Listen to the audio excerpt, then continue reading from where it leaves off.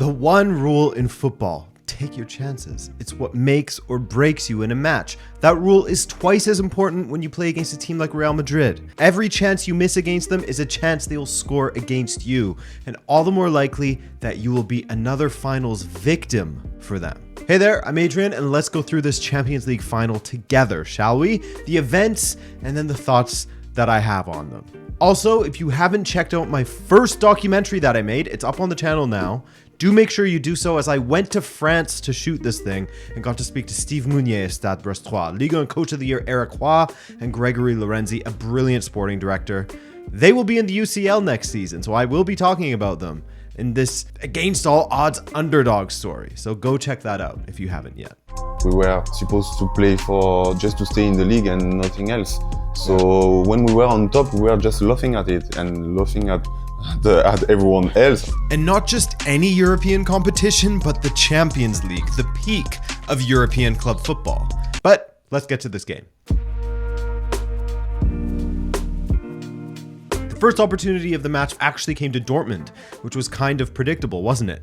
Ball over the top to Füllkrug, and it found its way to Brandt, and he rolled it wide. But I say it's predictable because just like in the semi-finals, you expected to see Borussia Dortmund's opponents have most of the ball, and then Dortmund would look to strike quickly on the counter, a ball over the top, a ball wide, what have you. That's not to say that Dortmund were sitting back in their own 18 or anything like that. They weren't sitting super deep. They were pressing, they were holding a mid-block, a 4-4-2 formation with Sabitzer pushing up alongside Füllkrug to press now and then against Real Madrid's back line as they tried to pass it around and find a way through Dortmund. And wouldn't you know it, once again, Borussia Dortmund had a great opportunity as Adeyemi got in behind, onside, and rounded Courtois, but his touch around him took him far too wide, giving Carvajal the opportunity to get the block in. Those were the warning signs for Real Madrid that this wasn't going to be an easy match, that the Champions League Dortmund had showed up, that they wouldn't be afraid of Real, and this was not Bundesliga Dortmund.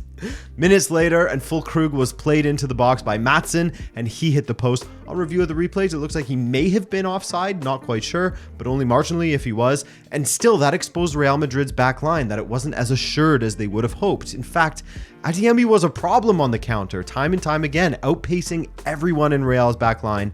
They didn't really have an answer for him early on. Like I said in previous videos, and as you guys are already well aware of as football watchers, if you don't take your chances, your golden opportunities, if you don't punish a team like Real Madrid when you have the opportunity to do so, you often end up regretting it. You will end up regretting it. As the half went on, the trend of Real dominating possession began to die off a little bit in that end of the first half, with Dortmund doing better and better to sustain some possession and build attacks through their midfield, not just bypassing and immediately transitioning to attack through a quick out ball.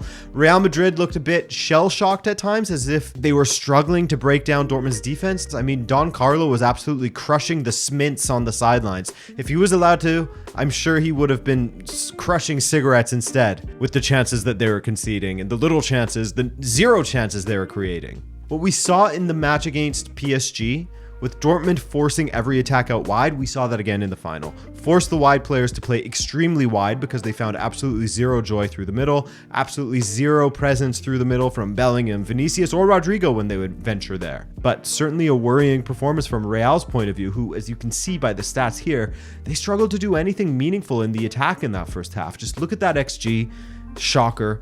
0 attempts on target for Real in the half. However, Smints eaten were high for Ancelotti. His conversion rate was really good when it comes to that stat. That fire that we saw from Vinicius against Bayern Munich in the second leg, it wasn't really there. Still, he was torching Rierson now and then, but nobody was really rallying for Real. Meanwhile, Schlotterbeck and Hummels looked as if they were winning the mental duel against the Real Madrid attackers. Hummels in particular was excellent. Where Rierson was struggling with Vinicius, Hummels, I think he came in with a couple of good tackles on him in that first half. So a good display. But again, if you don't kill off Real Madrid when you have the chance to, you live to rue it. Ancelotti is a manager that can make changes during the match and can lift the standards during the halftime team talk. You knew that was coming in the second half, and it did. The first bit of danger that Kobel had to deal with was a stunning Toni Kroos free kick. If that had gone in, in his final match, crazy. Carvajal also had a strike at goal that was tamed by a deflection from Maatsen, and Dortmund again were the team that were looking a little bit better, with Füllkrug forcing a decent save out of Courtois. Decent in that it was kind of down the middle, but good positioning from Courtois and a good reaction. He was always going to save that though. Finally, in the 72nd minute, the Dortmund legend that is Marco Reus came onto the pitch. Guy just turned 35, and unfortunately for him, the thing that I had been warning about to my TV in my living room about not taking your chances against Real, that came back to bite them as Dani Carvajal, of all players, scored from a nicely directed header from a corner kick. Not a surprise that kind of a surprise that he scored. Dani Carvajal hasn't scored a Champions League goal in 5 years, around 70 appearances ago. And after that, it was over for Dortmund, really. They had lost their heads. Another corner kick, and they were sleeping at the near post again as Nacho nearly scored an identical set-piece routine, and then the nail in the coffin. Massive mistake from Ian Maatsen, passing it to Jude Bellingham, who ends up playing it wide to Vinicius, and his strike into the ground loops past Kobel into the far corner for 2-0. Vinicius was pretty excellent in this match as he completed 8 dribbles, which according to Opta was as many as every other player in the match combined.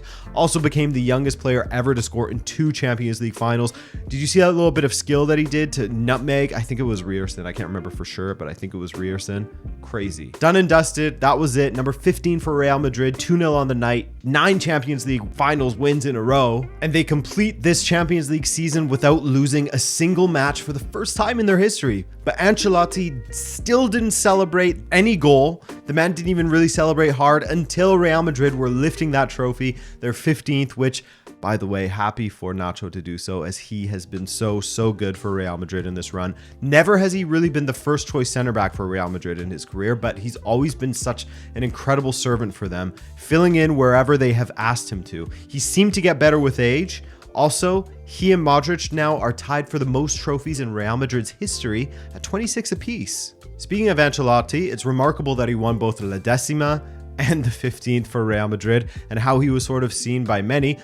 All of you stop with the revisionist history now. Admit it. He was seen by many as an underwhelming choice when he returned to Real Madrid. He wasn't their first choice, and it's understandable. Since Real, he had some not so great stints at Bayern, Napoli, Everton. Seemed like it was going downhill a bit, but he went back to his best at Real Madrid. He's always been a coach that makes good teams great, and he has done that again this time around. He's not a builder in the sense that he can take a really poor team and make them really good. He can take a good team and make them great.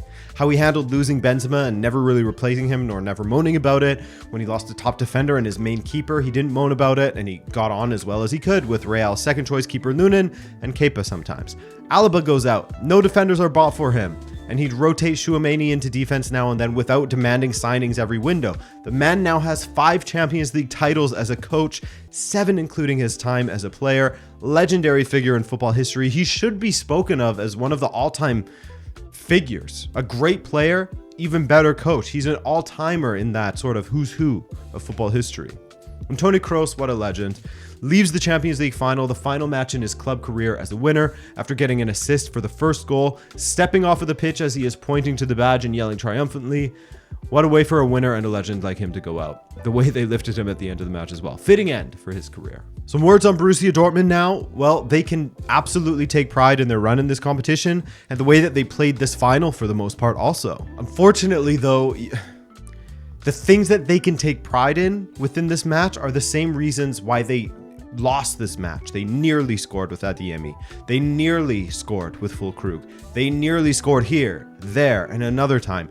That's the problem. It's too many nearlies. You don't win matches on nearlies and almosts. You win them by converting chances. You know, I was tempted to say that they spent all of their luck getting to the final with that whole Woodwork situation against PSG, but the lack of goals in the final wasn't due to a lack of luck. It was just a lack of composure. You know how they say act like you've been there before? In moments like this, look at Adeyemi. I'm sure it's easy to imagine what's going through his head. It's the same thing that would be going through yours or mine. You're clean through on goal. It's a Champions League final, and you have a monster like Thibaut Courtois charging out at you. Of course he cocked that up. Many players would. That's where the difference lies between most players and the ones who have been there before. Real Madrid have a lot of players that have been there before. But all the same, we spoke of Ancelotti, and now let's speak of Terzic.